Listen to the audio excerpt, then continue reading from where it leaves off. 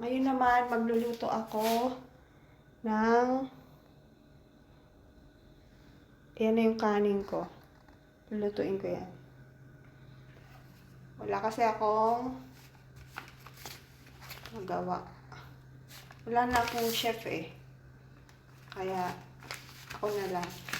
Wala namang gulay na mabili. Kaya nababad trip ako.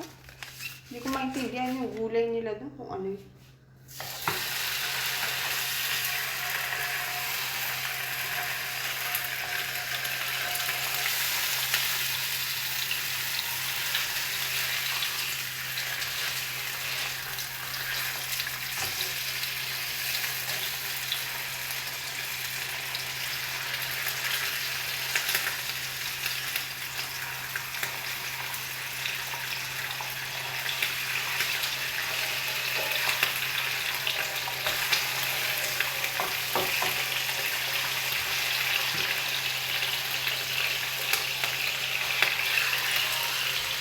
Parang puro ganito talaga yung ulam ko.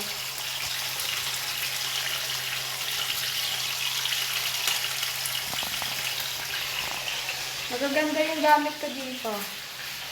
Meron akong ano ba tawag dito? Toaster. Ewan ko lang, hindi ko alam gamitin pa dito. Sa kape. Hindi ko naman alam gamitin. Hindi naman ako mahilig sa kape. Parang brewer yata ito, no?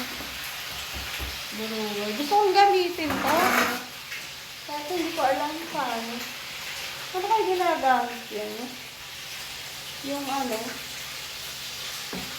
Dishwasher. Hindi ko alam. Baka sumabog. Paano kaya yun? Malilinis nga kaya yung ano, hugasin.